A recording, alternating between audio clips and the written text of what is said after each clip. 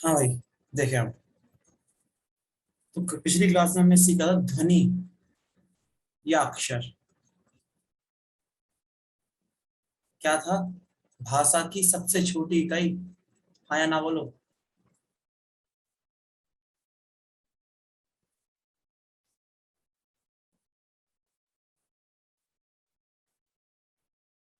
यही बताया था। और जब इनको व्यवस्थित क्रम में लगा देंगे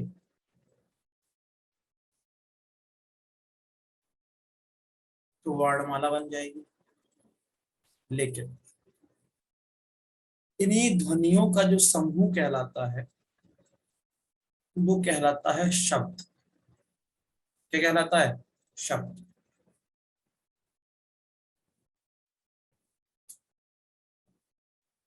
ठीक है। यानी आपने एक, दो या दो से अधिक ध्वनियों को लिया, उन्हें मिला दिया तो आप शब्द का निर्माण कर देंगे। जैसे क, मा और ला मिलकर के हो गया कमल।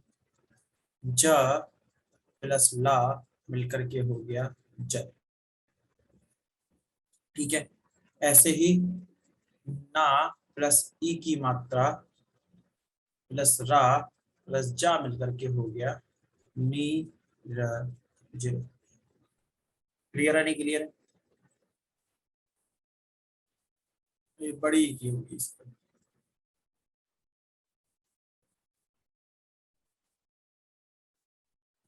समझ में आ गया?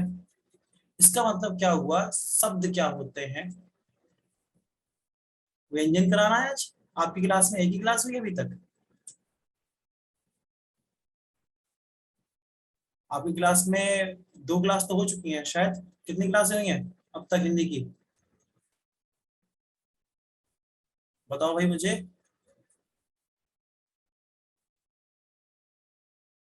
अरे बताओगे कितनी क्लासें हुई हैं?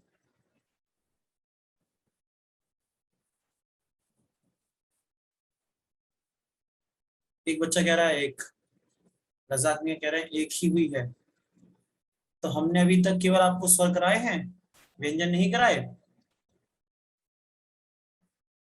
मुझे याद है कि मैं आपके में दो क्लास आ चुका हूँ।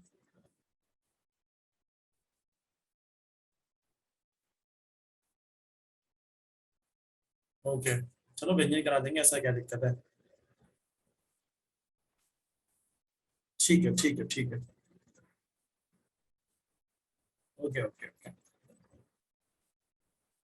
तो हमने पिछली क्लास में जो सीखा था वो समझ लो। ध्वनि सीख ली थी, ध्वनि के साथ अक्षर सीख लिए थे, और जो वर्णों का व्यवस्थित क्रम था वो वर्णमाला कहलाया था। ठीक है। अब हमने वर्णों को दो समूह में बांटा था। एक बांटा था स्वर, एक था व्यंजन। एक स्वर और एक व्यंजन। स्वर बताए थे स्वतंत्र होते हैं, व्यंजन स्वतंत्र नहीं होते।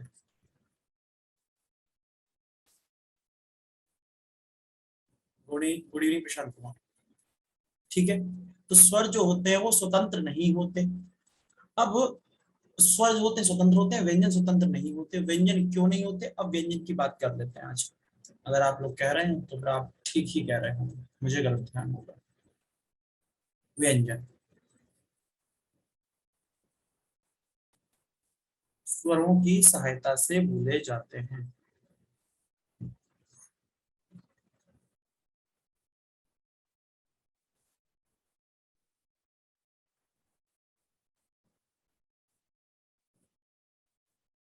जैसे आपने बोला क, का को आप तोड़ेंगे तो आधा का प्लस आ। ठीक है। अब इसमें स्वर छुपा हुआ है नहीं छुपा हुआ है, बताओ जल्दी से।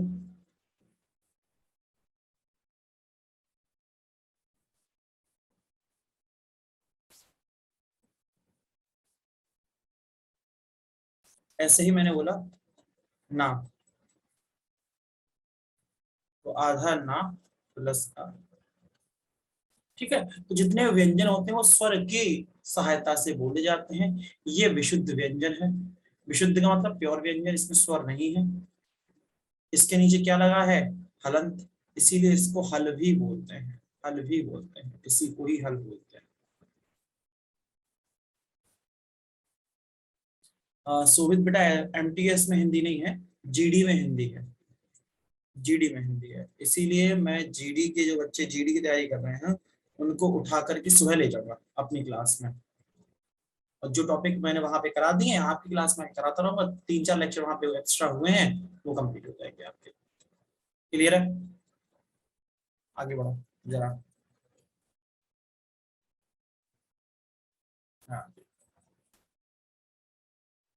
तो व्यंजन जो हमने बताए थे वो स्वरों पर निर्भर बताए या परतंत्र, और स्वर कैसे थे? स्वतंत्र थे। ठीक है ना? स्वर कैसे हैं? स्वतंत्र हैं। सबसे पहले हमें व्यंजनों की क्रम क्रमावली या व्यंजनों की वर्णमाला याद करनी होगी। कैसे याद करेंगे? क, चो, ट, ता, प्या, र। सर ये क्या है? ये वही है जो आप लोगों को कचोट रहा है, जो आप सबको कचोट रहा है, तो वही ये है, कचोटता प्यार। एमटीएस में हिंदी नहीं, एमटीएस में इंग्लिश है बच्चे, हिंदी नहीं है, जीडी में है हिंदी, जीडी में हिंदी है। ठीक है, देखिए अब देखिए, क चोटता प्यार से कावर्ग हो गया बेटा, चा से चावर्ग हो गया, टा से टावर्ग हो गया, ता से तावर्ग हो गया, प्या से पावर्ग हो गया, और या, रा, ला, वा अलग चल ही रहे हैं। अब कावर कैसे करोगे? क, ख, ग, घ, यहाँ पे भी बिंदु नहीं है, साइड बिंदु है ये।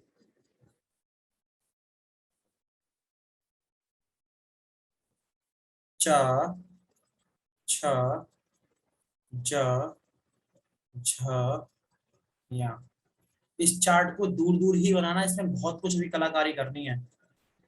ठीक है ना? पास पास मत लिख लेना, ये सोच रहा कि सर ने, सर के पास पेज फ्री के हैं, डिजिटल पेज है, जितना चाहे उतना खर्च कर लें, हम अपना पेज बचाएंगे, तो वो मत कर लेना, इसको दूर दूर ही लिखना। ट,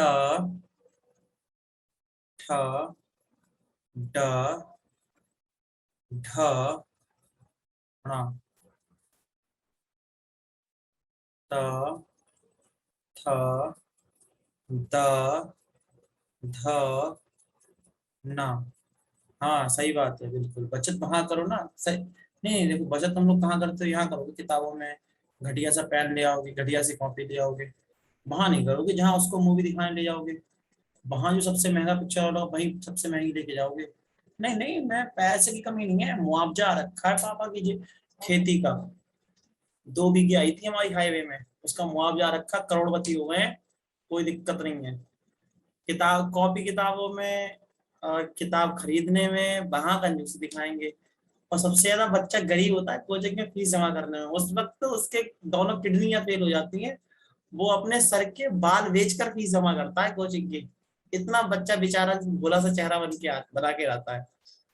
मैंने काफी बच्चों को देखा है कि कोचिंग में आते, सर सर बहुत हालत खराब है, सर बहुत गरीब है, ये कर दो सर, वो कर दो। हम लोग रियायत कर भी देते हैं, जो मुखर्जी नगर में कोचिंग है हमारी, उसके बाद देखते हैं आईफोन चला रहा होता है वो, अगले दिन ही क्लास में उसी का आईफोन बजता है क्लास में, क्योंकि उसको पास वाली को इम्प्रेस ही तो करना होगा। तो भी ये मोह माया है, देख लो। तो यहाँ पेज मत बचाना, बाकी कहीं भी बचा लेना। खैर, प, फ, ब, भ, म, या, रा, ला, वा, और फिर आगे शा शा शा ह क्या है वो बाद में बात करेंगे, अभी इतना समझ लो। ये जो पूरा कावर्ग है बेटा, ध्यान से सुनना, ये जो कावर्ग है इसका उच्चारण स्थान, यहाँ पे लिख लो उच्चारण स्थान।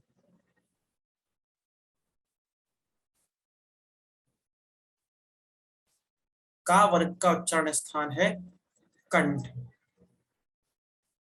आप इसे गले से बोलेंगे, का, ख, ग, घ, ङ। तो ये सारा का सारा कंठ से बोला जाता है। फिर चा वर्ग का स्थान, उच्चारण स्थान इचियुषा नाम तालु। तालु या तालव्य, तालु या तालब एक ही बात है। ठीक है।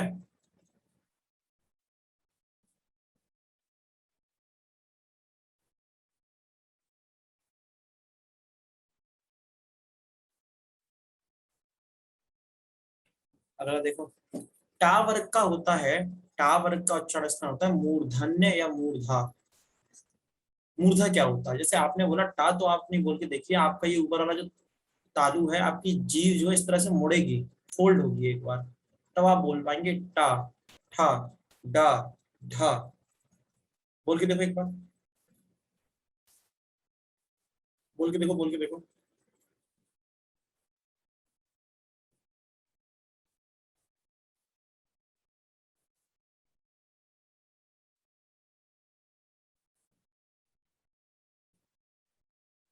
हो रहा है काम, नहीं हो रहा? अरे नींद में हो क्या? मम्मी से बोलो एक बढ़िया सी चाय बना के दें।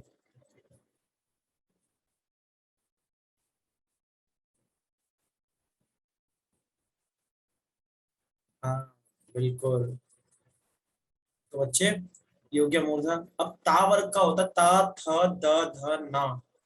ये होता है दंत, दांतों से बोलने योग्य व्यंजन दंत। ये जो दांत है ना आपके, जिन्हें आप खीसे भगाड़ते हो, ये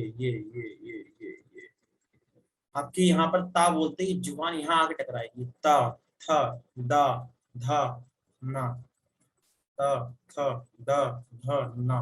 हल्की सी जुबान आपकी इससे बाहर ही निकल आएगी दांतों से, हल्की सी। फील करो इस चीज को, फील करो। ता, थ, द, ध, ना, ना, ना, ना, ना। जब तक आप बोल के नहीं देखेंगे समझ में नहीं आएगा, प्रैक्टिकल करना बहुत जरूरी है। हाँ या ना बोलो, क्लियर हुआ नहीं? क्लियर हुआ या नहीं? Okay, okay. अब देखो प, फ, ब, भ, म, किससे बोले जा रहे हैं? ओष्ठ से, ओष्ठ से, ओष्ठ, ओष्ठ का मतलब होठ से। पा, पा, बा, भा, मा, पा, फा, बा, भा, मा। लगातार ओष्ठ चल रहे हैं, होठ चल रहा है। ठीक है, क्लियर हो गया?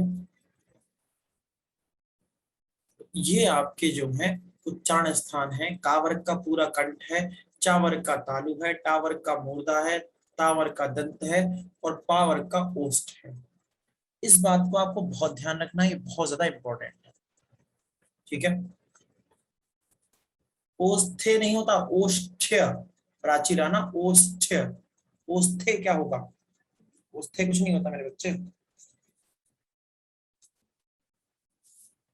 ठीक है।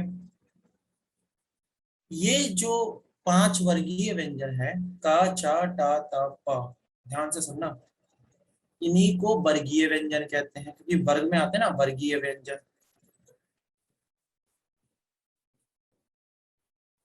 इन्हीं को स्पर्शी व्यंजन कहते हैं। क्या कहते हैं? स्पर्शी व्यंजन। ध्यान से सुनना आप। वर्गीय व्यंजन और स्पर्शी व्यंजन वो होते हैं जो वर्ग में काम करते हैं। का वर्ग, चा वर्ग, टा वर्ग, ता वर्ग, पा वर्ग। ये नहीं आएंगे अभी, ध्यान रखना, इनका किस्सा अलग है, इनको हटा ही देते हैं। सर हटा ही दो। कितने होती है स्पर्शी?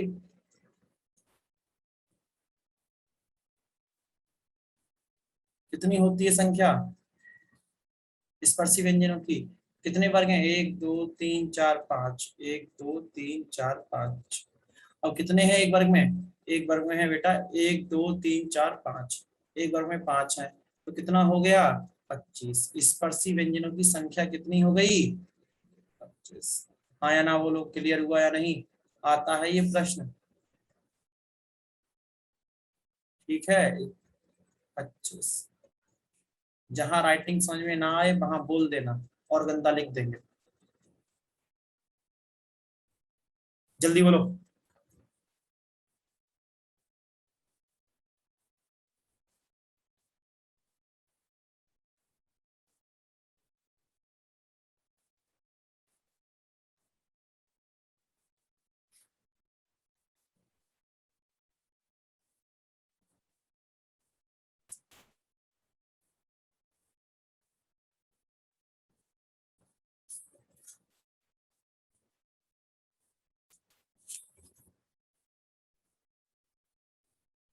हो गया क्लियर?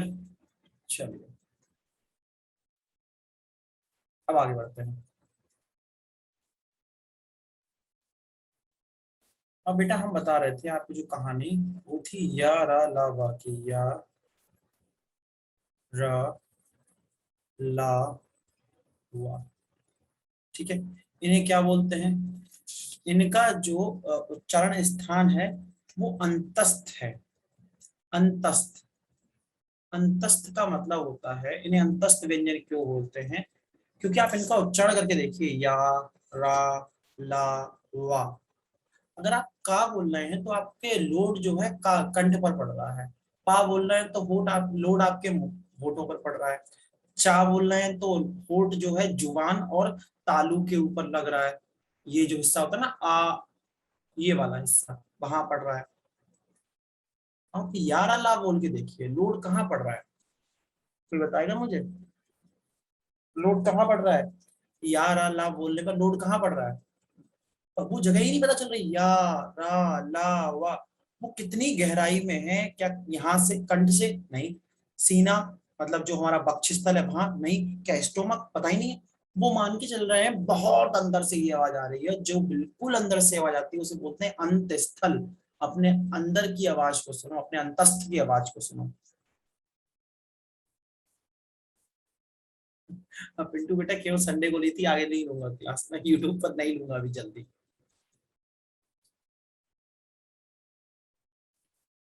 ठीक है ना?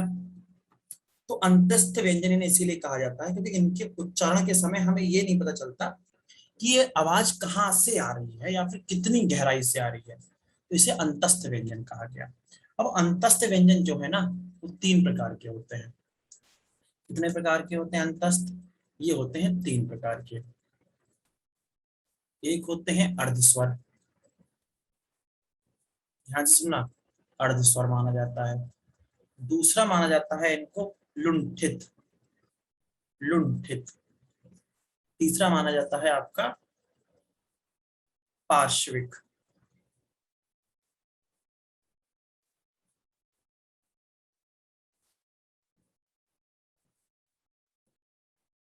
पार्श्विक कहा दिख रहा है आपको, नहीं दिख रहा है?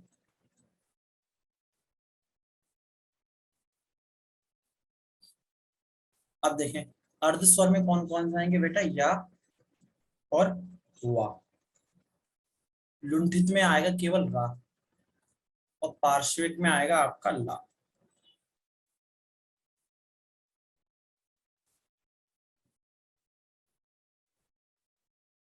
नहीं समझ में आया? प्राची राणा भी समझाएंगे, समझाएंगे। या और वा बोला जाता है अर्ध स्वर। ठीक है, या और वा को अर्ध स्वर बोला जाता है। ठीक है। रा जो है लुंठित का मतलब होता है, अब रा बोल के देखेंगे तो रा। रा, जीव में लुंठना होगी, जीव में लुंठना होगी। रा, रा, है ना? तो उसे, इसे बोला गया लुंठित। ला बोल के देखें, ला। ला को बोला था पार्श्विक व्यंजन, अंतस्थ में भी पार्श्विक। क्लियर हो गया?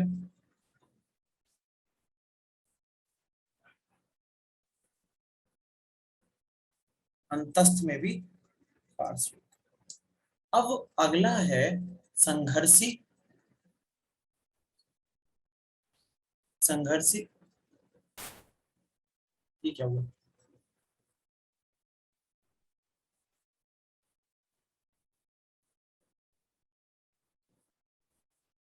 हाँ जी, अगला है संघर्षी। यही लिख देते हैं हम। संघर्षी। संघर्षी का मतलब समझो। संघर्षी का मतलब होता है जब इन व्यंजनों का उच्चारण करेंगे, उच्चारण के वक्त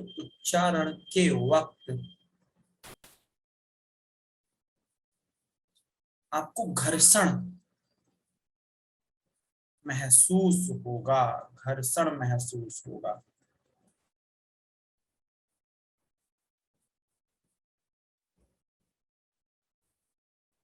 आपको इनके उच्चारण के वक्त घर्षण महसूस होगा। जैसे श, श, स, ह, श, श, सा, हा, श, श, स, हा। समझ रहे हैं आप? इन सबको बोल को देखिए, आपको लग रहा होगा तालु और जुबान के बीच में एकदम घर्षण होते हुए वायु निकल रही, इसीलिए ने बोला था संघर्षी व्यंजन या ऊष्म व्यंजन, या ऊष्म व्यंजन। ध्यान रखना है इस बात को। ऊष्म व्यंजन भी यही है, अलग से नहीं आएंगे ये। क्लियर हो गया? अब ये जो शाह है, ये मूर्धन्य है। कहाँ से बोला जाता है? मूर्धा से बोला जाता है। कैसे? जैसे टा बोला जाता है, टा, इस तरह जीभ मुड़ा के। ये शाह भी ऐसे हो जाएगा, शाह, शाह, शाह। ठीक है। और उसके बाद ये जो सा है, वो एक तालव्य है। ये तालव्य है।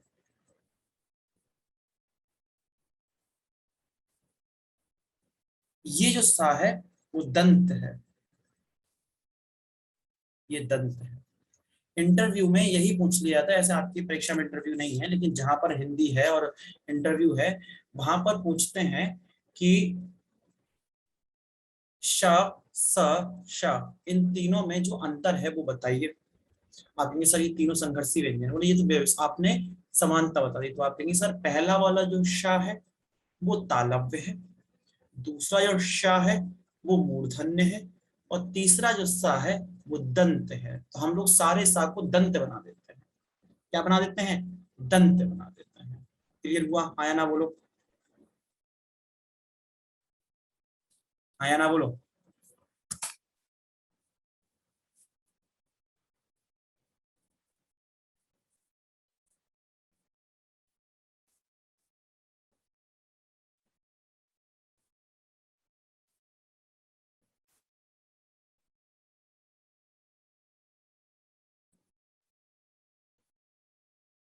ये ऊष्म व्यंजन लिखा है बेटा, ऊष्म व्यंजन लिखा है, ऊष्म व्यंजन। नहीं नहीं, मैं आपसे इसीलिए मैंने आपको बोल रखा है, जहां समझ में ना आए वहां बोल दो। इसमें इतना ज्यादा तनाव लेने वाली बात ही नहीं है। ऊष्म लिखा है वैसे, ये लिखा है ऊष्म। अब ठीक है, साथ साथ लिखोगे तो वो कंफ्यूजन नहीं होगा। बढ़ाना जी, थोड़ा सा साथ साथ भी लड़ रही है। वैसे मैं राइटिंग कोशिश करूंगा और अच्छी लिखूं। हाँ, क्लियर? अब क्लियर हो गया? अब तो कोई प्रश्न नहीं है किसी का?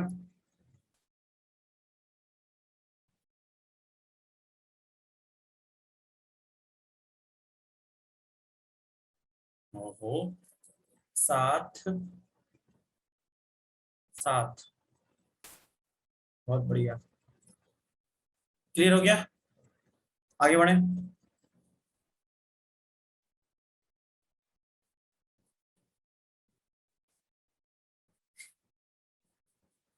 चलिए,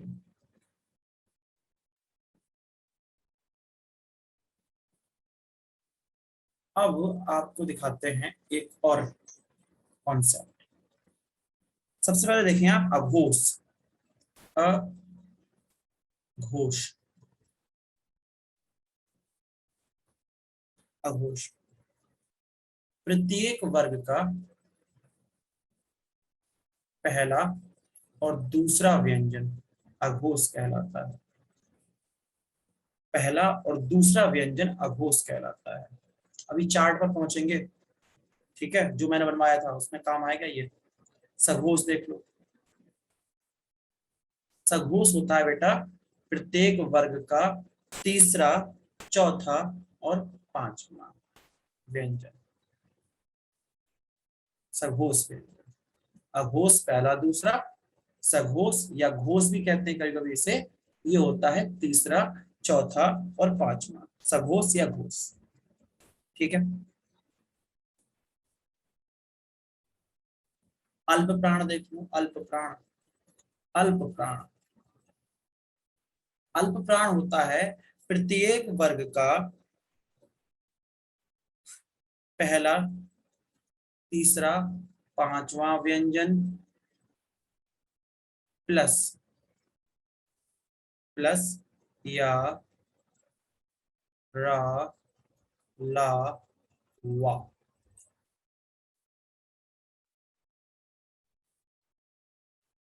अल्प प्राण। और महाप्राण आपके होते हैं, महाप्राण,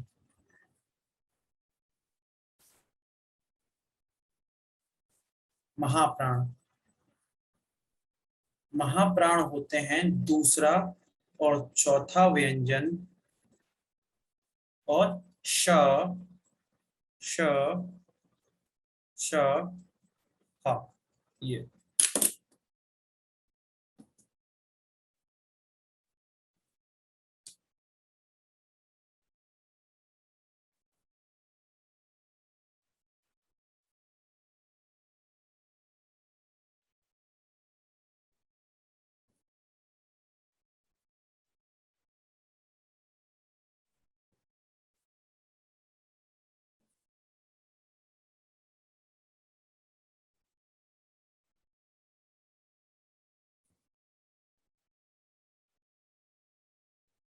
क्लियर हुआ नहीं हुआ, जल्दी बोलो।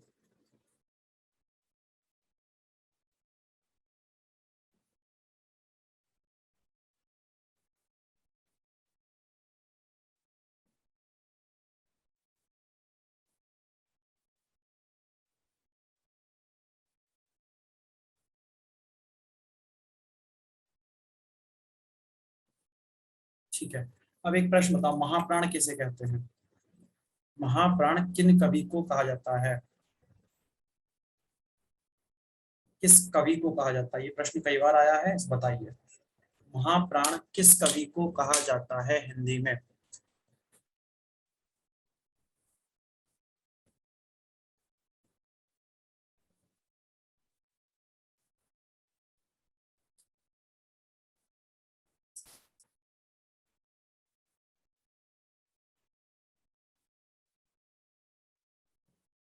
ओहो, इतनी मतलब,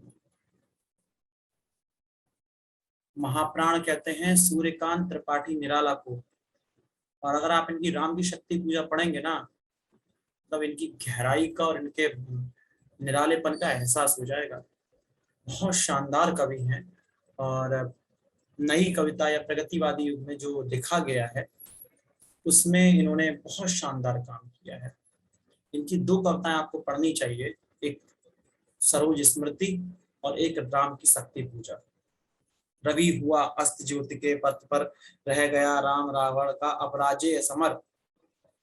आज का तीक्ष्ण सर विधृत क्षिप्र कर वेग प्रखर, सतमेल स्वर्ण सील नील नव गर्जित स्वर प्रतिपल परिवर्तित परिवर्तित व्यू भेद कौशल समूह। राक्षस विरुद्ध प्रत्युह कुद्र कपि विषम स्पूह, विक्षुत वही राजीव राजीव नयन हत लक्ष्य बाण, लोचित लोचित रावण मदमोचन महायान।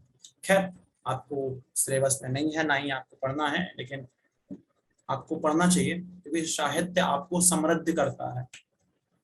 इतिहास आपको इस बात की सीख देता है कि जो गलतियां, अच्छा 12th में सरोज स्मृति आपने पढ़ा होगा, वेरी गुड।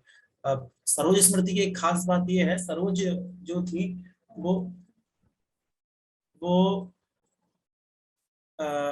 निराला की बेटी थी। और वो शायद तपेदिक ऐसा माना जाता, तपेदिक उन्हें हो गया था, टीबी उस वक्त बहुत महामारी मानी जाती थी, उससे उनका देहांत हुआ था। तो ये इस बात के मलाल में थे कि मैं अपनी बेटी को बचा नहीं पाया क्योंकि मैं आर्थिक रूप से समृद्ध नहीं हूँ। तो इन्होंने अपनी पुत्री का जो वर्णन किया है, युवावस्था की बेटी है, उसका सौंदर्य वर्णन कर रहे हैं। और कोई भी व्यक्ति समझ सकता है उसको पढ़कर कि उस सौंदर्य वर्णन में इतनी पारदर्शिता है और इतना नियम और संयम है कि कोई भी नहीं कहेगा कि यहाँ पर लग नहीं रहा कि ये इनकी बेटी है। अपनी नहाती हुई बेटी का सौंदर्य वर्णन करना संभव नहीं है। मैं एक दिन बच्चों को पढ़ा रहा था, तो मैंने कहा आपको कुछ नहीं करना, एक बेसिक सी बात है, लड़कियों को अपने पिता के ऊपर लिख के लाना है, उसकी सुंदरता का वर्णन करना है। मैंने भाई भी नहीं दिया, पिता दिया। भाई में जो थोड़ा सा और एज गैप हो जाता।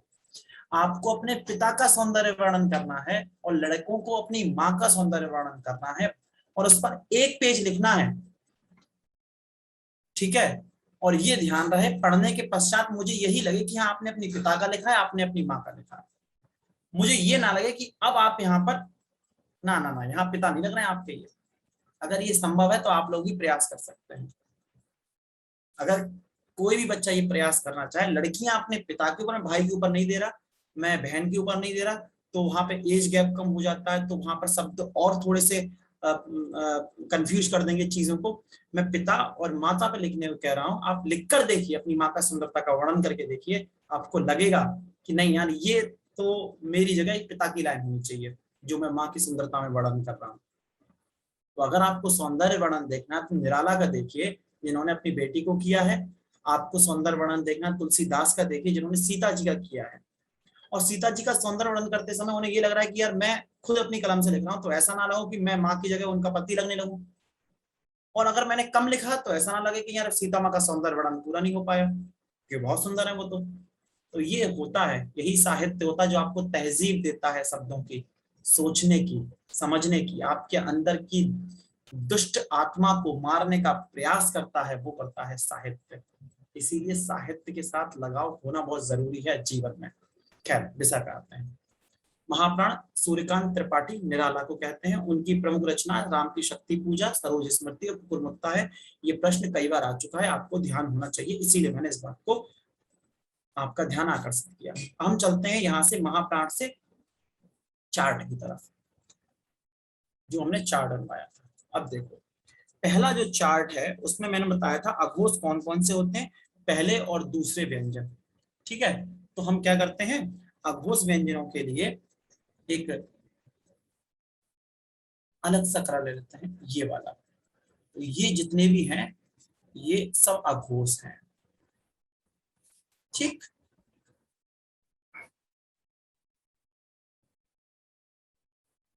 अच्छा, आप लोगों से गंभीर बात करो तो आया तो आप एकदम चुप हो जाते हो, नींद आ जाती है क्या?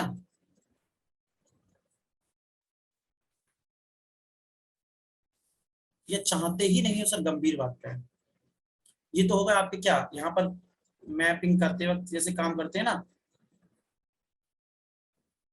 मैं तो मिटा सकता हूँ, आप लोग नहीं मिटा सकते, ये आप लोगों का दुर्भाग्य है। कहीं भी पेज में छोटा सा कोना आपको बचा होगा, वहां पे आप इस तरह से लिख देना, ठीक है। कैसे लिख दोगे कि जो स्क्वायर में है, डब्बे में है, वो क्या है, अघोष, ठीक है। आगे बढ़ो, जितने भी गोले में है वो क्या है, घोष या सघोष। 3 4 5,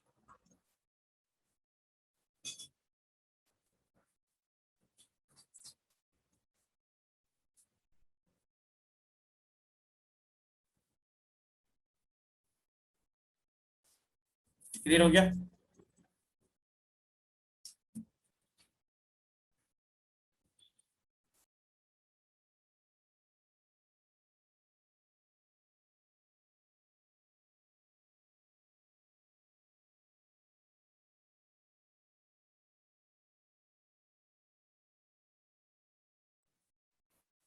ठीक है।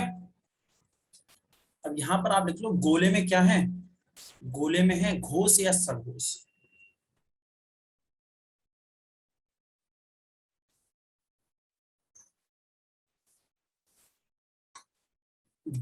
अब देखो मैं क्या करूंगा, मैं बनाऊंगा एक इस रंग का स्टार, ठीक है। डॉट लगा देते हैं, 1 3 5 डॉट लगेगा, 1 3 3 5, 1 3 5, 1 3 5, 1 3 5। ओके, अच्छा ये जो बीच में लग गया इसको हम हटा देते हैं, इसको देते हैं हम हटा, ये कहाँ लगा था, ये लगा। और ये क्या डॉट क्या है, डॉट को भी लिख लो बेटा, डॉट हमारे क्या है, अल्प प्राण, अल्प प्राण। अब लिखो प्लस बनाऊंगा, प्लस क्या है, क्या होगा, महाप्राण। प्लस वाले क्या है, महाप्राण, 2 और 4। इसको बनाता हूं मैं अलग कलर से, कलर लूंगा इस बार हरा। 2 और 4 क्या है, महाप्राण, 2 4, 2 4, 2 4, 2 4, 2 4। ठीक है, अब क्वेश्चन कैसे आएगा, क्वेश्चन ऐसे आएगा कि भाई निम्न में से कौन सा व्यंजन, ध्यान से सुनना, निम्न में से कौन सा व्यंजन सघोष महाप्राण है। सघोष महाप्राण यानी सघोष भी हो और महाप्राण भी हो। तो मैंने सघोष का क्या चिन्ह बनाया था, सघोष का मैंने क्या चिन्ह बताया था, रिंग, और महाप्राण का क्या बताया था, प्लस। तो अब याद करो, आपका गोला और प्लस दोनों कहां पे आएंगे भाई, फोर्थ लाइन में आएंगे। तो फोर्थ लाइन के जितने भी हैं वो सारे के सारे सघोष और महाप्राण कहलाएंगे। इसीलिए मैंने ये एक ही डायग्राम में निपटा दिए सारे। समझ में हो गया, क्लियर नहीं हो गया। ऐसे अगर कहे कोई आपका अघोष, अघोष और अल्प प्राण कौन सा है, तो का चा टा ता पा, ये तरीका है, आपको किसी किताब में नहीं मिलेगा। ये हमने करवाया है, हमने इजाद किया है। क्लियर हो गया नहीं हो गया, ये बताओ, नहीं तो फिर हम आगे नहीं बढ़ेंगे। नींद आ गई क्या तुमको नालायकों, मेरी क्लास में ऐसे नहीं पढ़ा जाता भाई, बताना पड़ता है। रिपीट कर देता हूँ फिर से, रिपीट कर देता हूँ। मैंने बोला था कि जो चौकोर में है वो सारे के सारे अघोष हैं, जो गोले में है वो घोष या सघोष हैं, जिनके ऊपर डॉट लगा है, जैसे ये डॉट लगा हुआ है, ये सारे के सारे आपके अल्प प्राण हैं, और जिनके ऊपर प्लस लगा हुआ है यहाँ यहाँ यहाँ यहाँ, ये सारे के सारे महाप्राण हैं। क्वेश्चन कैसे आ जाएगा, ऐसे कौन से व्यंजन हैं जो घोष और अल्प प्राण हैं। तो घोष और अल्प प्राण का मतलब हो गया, घोष का चिन्ह है गोला और अल्प प्राण का चिन्ह है डॉट। तो अब देखो गोला और डॉट कहां पे है भाई, गोला और डॉट यहां पर भी है और यहां पर भी है। तो विकल्प में इन 10 में से या 5 ये वाले 5 ये वाले, इनमें से कोई एक दे देगा। तो आप बोलते ना भैया जा है, या है, णा है, दा है, जो भी हो। ठीक है, तो आपको बार बार पन्ने ना पलटने पड़े, बार बार। और यहां पर एक काम और कर लो, पहला, दूसरा, तीसरा, चौथा, पांचवा, ये नंबरिंग कर लो, ये नंबरिंग भी कर लो कि भैया व्यंजन की प्लेस भी हमने एक्सप्लेन कर दी, कुछ नहीं बचा। अब क्लियर हो गया।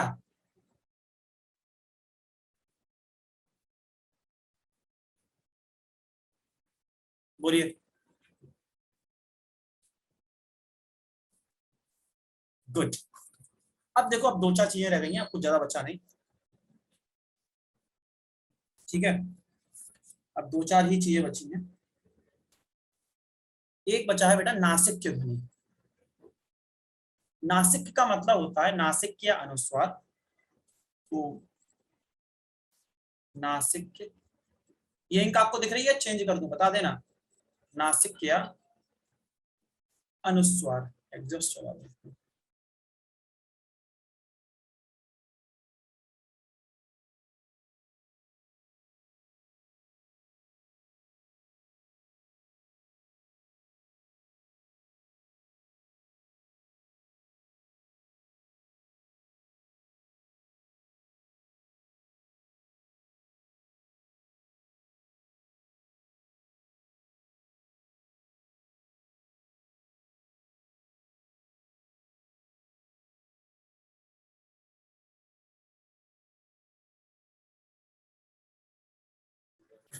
हाँ जी, नासिक के अनुस्वार का मतलब होता है जो बेटा प्रत्येक वर्ग का पंचम वर्ण है, पंचम वर्ण।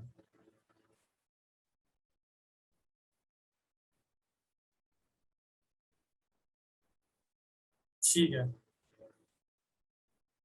नहीं, एसएससी जीडी की क्लास डेली लग रही है, लेकिन हिंदी को जो है मैं डेली नहीं पढ़ाऊंगा, बस जब भी मेरी क्लास लगेगी नेक्स्ट, आप सारे के सारे ऊपर शिफ्ट कर दिए जाओगे, आपको सूचना मिल जाएगी। जब भी हिंदी क्लास होगी आप सभी को 100 वाले बैच में भी एंट्री दे दी जाएगी।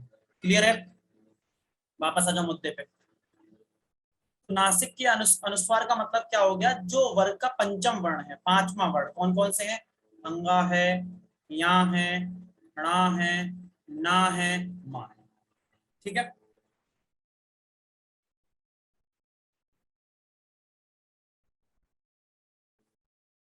अब देखो संयुक्त व्यंजन, संयुक्त व्यंजन बेटा जहां वर्ण संयुक्त आ जाए ना, वहां मतलब होता है दो या दो से अधिक लोग मिलेंगे, व्यंजनों का संयोग से प्राप्त होंगे, संयोग से प्राप्त होंगे। ठीक है। यानी पहला है छा, वो बनेगा का से और शा से। ये कई बार आता है। छा का क्रम है, छा का क्रम है का के बाद सा के, ता के बाद ठा के बाद, तो अगर का के बाद शा, छ छ आता है, क्योंकि इसमें काम एक है। दूसरा है त्रा, आधा ता और रा मिक्स है। अब ये आधा है तो एंड में आ लगा दो, वरना अगर ये आधा नहीं लिख रहा है तो पूरा लिख रहा है, तो इसमें आ मत लगाना। ठीक है। अगर ये हलंत लगा हुआ है तो आ आएगा, अगर हलंत नहीं लगा हुआ है तो आ नहीं आएगा। आगे देखो, आगे देखो। ज्ञा, ज्ञा, आधा गा और प्लस या, और फिर आता है आपका श्रा। कौन सा श्रा? भाई मिश्रा वाला श्रा। इसको बड़ा इज्जत से लिखना कॉपी पे, वरना सपने में हमारी आत्मा आएगी।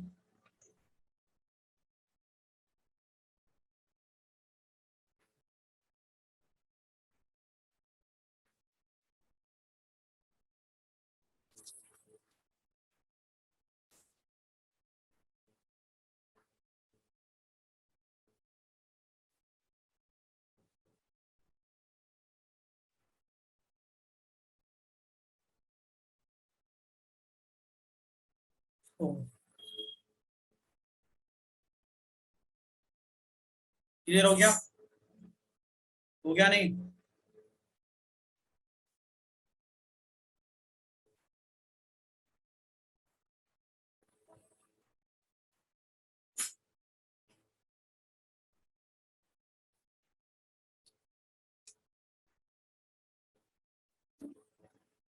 जल्दी बोलो लड़कों और लड़कियों, तुमसे ना हो पाएगा, रहने तो।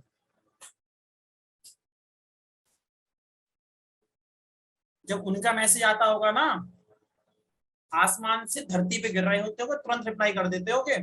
हम यहाँ पूछ पूछ के मर जाते हैं, समझ में आ गया नहीं आ गया बेटा, तब बेटा के इतने भाव हैं।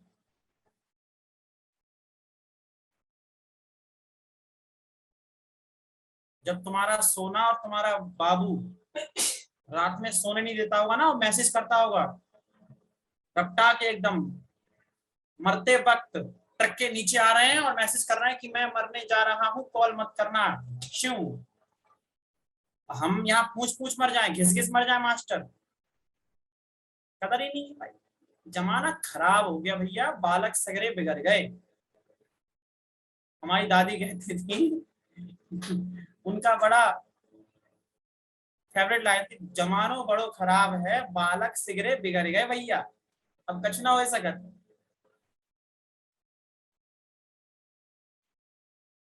अभी रिपीट करूंगा शिवम, रिपीट करूंगा, चिंता ना करो। अब एक जो वाह था ना बेटा, वाह, इस वाह को बोलते हैं दंतोष्ठ। एकमात्र ध्वनि जो दंतोष्ठ है वो है वाह। और चा वर्ग को, ये लास्ट फैक्ट है, चा वर्ग को स्पर्श संघर्षी व्यंजन बोलते हैं। ये और ऐड कर लीजिए, स्पर्श संघर्षी।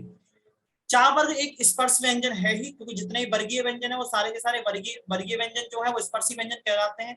लेकिन जब आप चा बोलते हैं तो इसमें भी संघर्ष होता है, घर्षण होता है, इसीलिए चा वर्ग को स्पर्श संघर्षी व्यंजन बोला जाता है। हाँ या ना बोलो।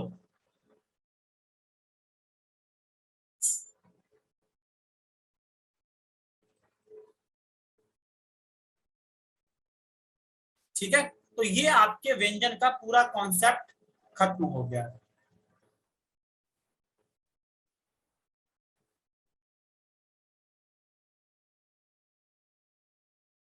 मैं रिपीट करूंगा तुरंत, इससे मैं ये कुछ सोच रहा हूँ कि इससे बीच में से कोई प्रश्न हो तो पूछ सकता है।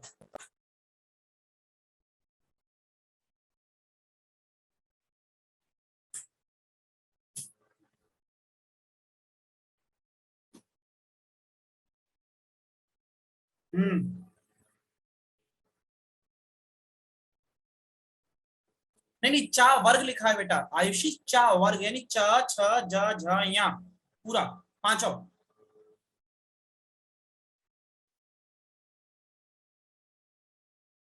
हमें नहीं पूछना, आप लोगों को कुछ पूछना हो तो पूछ लो।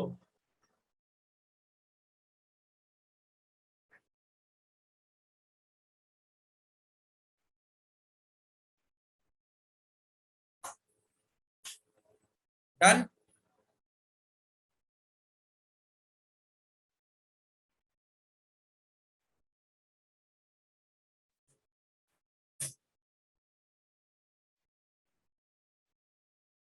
नहीं नहीं नहीं, वेरी गुड बढ़ाना जी। एक बच्चा कह रहा है सर आपके हिसाब के बच्चे इस बैच में नहीं है जो तुरंत रिप्लाई करें, ये एकदम शून्य बच्चे हैं। ना ना ना ना, ये शून्य नहीं है, गलत कह रहे हो तुम। ना, ये गलत कह रहे हो। हाँ आप रिप्लाई करते हो। ये लोग जो हैं बड़े खिलाड़ी हैं। देखें भाई, अब जरा वापस आ जाओ मुद्दे पे। भाषा की सबसे छोटी इकाई क्या बताई थी? हाँ, बढ़ाना शून्य नहीं है।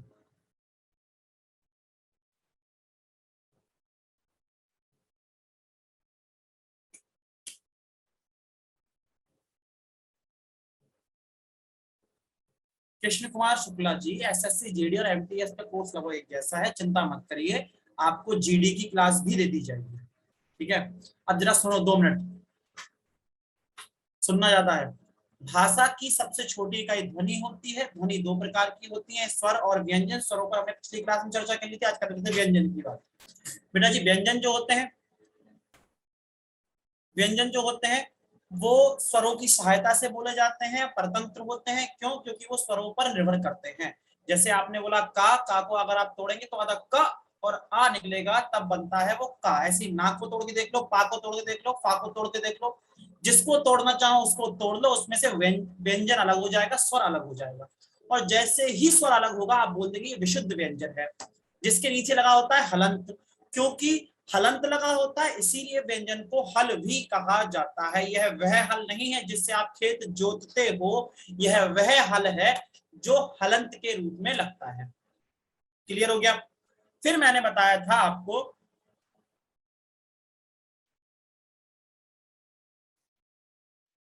कि वर्णमाला को, जो व्यंजनों की वर्णमाला है उसको कैसे याद रखेंगे। मैंने बताया था कचोटता प्यार, का से का वर्ग, चा से चा वर्ग, टा से टा वर्ग, ता से ता वर्ग, पा से पा वर्ग और या रा ला वा। तो जो का वर्ग है पूरा वो बेटा कंठ से बोला जाता है। जो चा वर्ग है वो तालु से बोला जाता है, स्क्रीन आपको दिख रही होगी। जो टा वर्ग है वो मूर्धन्य है या मूर्धा से बोला जाता है। मूर्धा का मतलब जीवान को एक पलटा मार दो, टा टा। फिर ता वर्ग जो है वो आपके दंत से बोला जाता है। जब ता बोलोगे तो आपकी जुबान है वो दांत के टच करते हुए हल्की सी बाहर निकलेगी। बोल के देख लो, ता था दा धा ना। पा जो है वो ओष्ठ से बोला जाता है ना, वही होठ जिन पर आप तमाम चीजें लिख मारते हैं।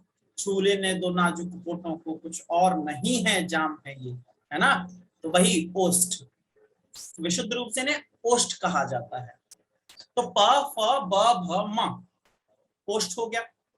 लेकिन बेटा ये सारे के सारे स्पर्शी व्यंजन भी कहलाते हैं। जितने भी वर्गीय व्यंजन है वो स्पर्शी व्यंजन कहलाते हैं। अर्थात 5 वर्ग हैं और प्रत्येक वर्ग में 5 व्यंजन है, तो 5 गुणा 5 टोटल हो गए 25, यानी वर्गीय व्यंजन या स्पर्शी व्यंजनों की संख्या जो हो गई वो 25 हो गई। क्लियर हुआ? फिर बेटा हमने बताया आपको अघोष व्यंजन। प्रत्येक वर्ग का पहला और दूसरा व्यंजन अघोष होता है, जिसको मैंने चौकोर में रिप्रेजेंट किया है। देख लो, चौकोर, पहला दूसरा पहला दूसरा पहला दूसरा, प्रत्येक वर्ग का चौथा व्यंजन, वो पहला और दूसरा व्यंजन जो चौकोर में है वो अघोष है। और जो गोले में है ये सारे के सारे सघोष हैं, 3 4 5 प्रत्येक वर्ग का। ऐसे ही प्रत्येक वर्ग का पहला तीसरा पांचवा, पहला तीसरा पांचवा, पहला तीसरा पांचवा, ये बेटा कहलाते हैं अल्प प्राण। यहाँ प्राण का मतलब वायु से है, वायु कम निकलेगी, वायु कम निकलेगी। और दूसरा और चौथा कहलाते हैं, दूसरा और चौथा कहलाते हैं महाप्राण। महाप्राण, महाप्राण। ठीक है, आगे बढ़ो। फिर हमने बोला था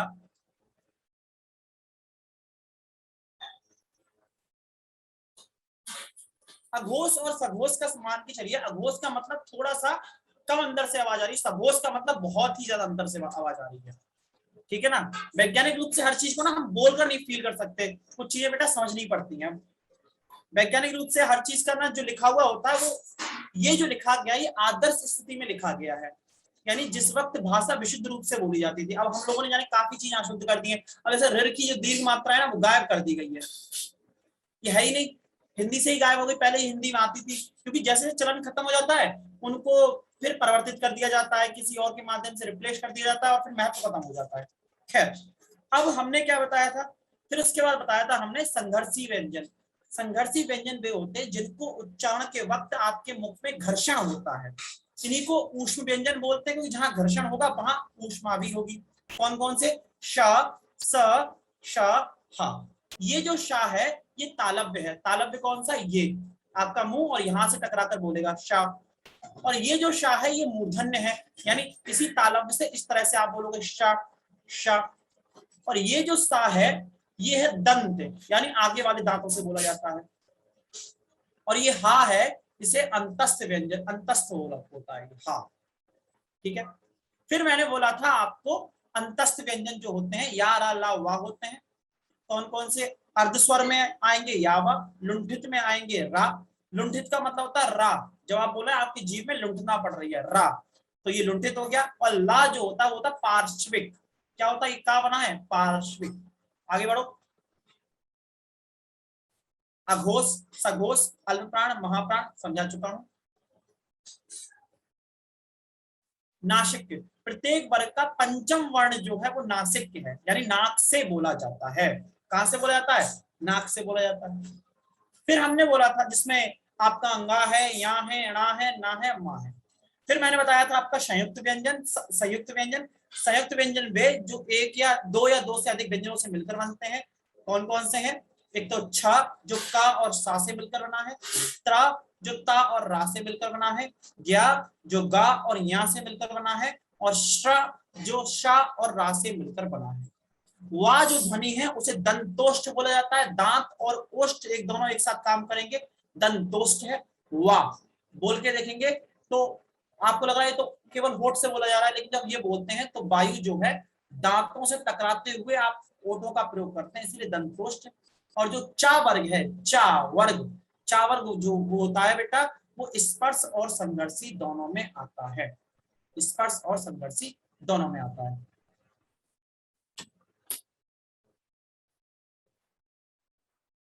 जी हाँ,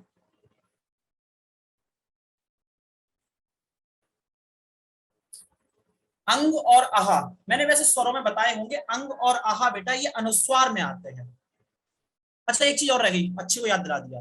कुछ आप ये देखेंगे व्यंजन इस तरह से देखेंगे जिनके नीचे नुक्ता लगा हुआ है, इस तरह का, खा, जा, फा, ये आगत है। क्यों है आगत? आगत का मतलब आए हैं कहां से? फारसी से या उर्दू से या अरबी से। फारसी, उर्दू या अरबी से आए हुए व्यंजन है, इनके नीचे नुक्ता लगा होता है, इसीलिए बोला जाता है आगत। ठीक है। और जो चंद्र बिंदु होते हैं ना, ये आपका एक ये और एक ये और एक ये और एक विसर्ग है, ये अनुस्वार में आती है। ठीक है। किसमें आएंगे?